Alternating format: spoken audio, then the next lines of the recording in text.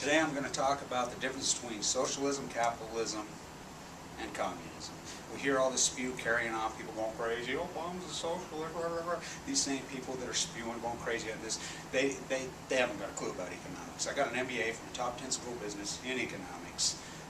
It's complicated.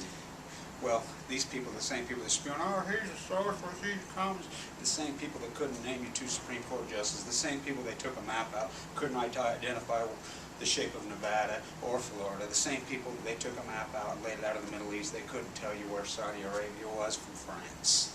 And they're spewing about communism, socialism, they don't even know what it is. Now, I'm going to break it down fast, really fast, and give us kind of a little synopsis of what's going on. Now, as far as we hear the free marketplace, you know, what's going on in the Gulf, that's free marketplace. That's what pure capitalistic societies do. We've never been pure capitalists in this country, never, ever. We're guided capitalists here, and always have been. Look, here's my example of free marketplace idealism. If they believe this, okay, if a company's doing bad things, people aren't going to support it. Okay, say you're an airline, and they're doing bad things, so the planes are blowing up. So one plane blows up, kills everybody. Another plane blows up, kills everybody. People quit flying with these airlines. When you fly with these guys, my God, that's how pure market. But you know, okay. But what if you were on the plane? Or what if one of your family members was on the plane? Well, get off this. Obama's a socialist. You know, it kills me that Greenspan's and Ayn Rand are pure marketplace. He supposedly was. Yeah, he wouldn't let the interest rate flow where it was supposed to flow. He's falsely stimulated, played all kinds of games on the downside. That's pure marketing? I don't think so. I mean, that's government intervention. Greenspan intervened big time, all the time, on this low interest rate. But here I go, I'm going to do it fast. Here we go. Now, okay, we got pure capitalism. You come through here. Yeah, all right. We got in between socialism. We got communism. Okay, where does the United States lie in this? We've always been somewhere in here. And we go from here and here somewhere. We move a little bit here and there, you know, depending, not much, but that's where we're at. And we are what we call guided capitalism. Okay, here's the pure capitalistic society. Of course, pure marketplace. Read on around. You know, get into what? Name me a pure capitalist society. Maybe Mexico a little bit. Maybe Argentina in the 1970s. I mean, there's been pure marketplace. What happens to pure capitalism? Well, I hate to say it, but it was said by somebody we're not supposed to talk about that pure capitalism will have people starving. The masses will be starving in the street. You know, when I teach, I tell students, has that ever happened in the U.S.? Well, I'm here to tell you it happened in 1929. We got pretty free marketplace there in the late 20s for a while. We have for now, you know, not all the way here, but we did kind of get over in here.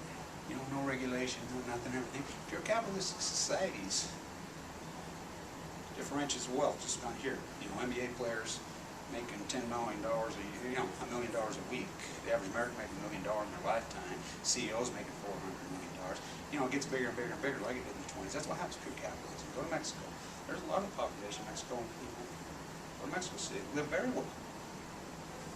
Masses live in pure poverty. That's what happens to pure capitalism. Okay, let's go over here to pure communism. Pure communism, Russia, right, they had pure communism. Okay, the Mormons right here tried it in the early days. They called it the United Order, the church warehouse. They tried it in Brigham City, and they tried it in St. George. Everything, all the wealth went to the bishop's warehouse, not just food, like they do have a good program now, but everything, and then they dispersed it out. Why does it not work? Takes away incentive. You know, proved it didn't work. We don't have any pure capitalism societies, I don't think, left on it. You know, China's, believe it or not, I mean, they're supposedly somewhat communist. That's an odd thing that mix this with this. And, you know, make all our goods, support everything. Here we go with NAFTA, that's another pet peeve, right? Socialism. Okay, that's what Barack Obama, everybody accuses him of socialist.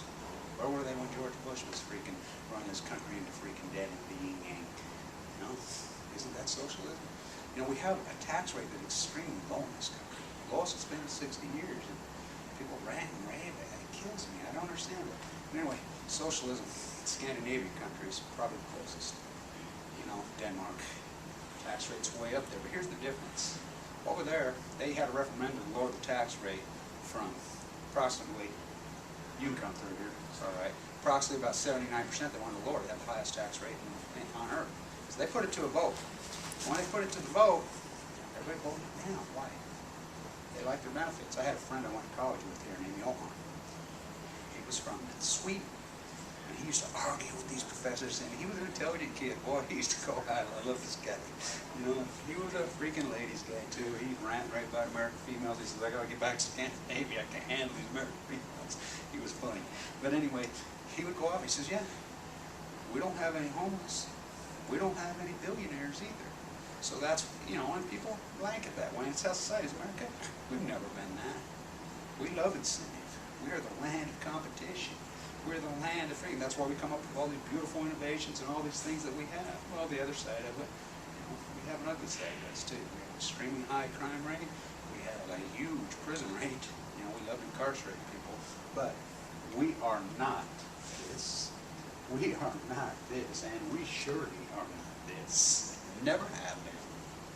Like I said, we kind of slide along in here just a little bit. We are guided capitalism. I wore my IndyMac shirt. I found this at a thrift store the other day. You remember who IndyMac was? Funny. Maybe a collector's item someday. They were the first bank to go down. They were the first one. Under the mortgage nightmare. That's another subject. Thanks.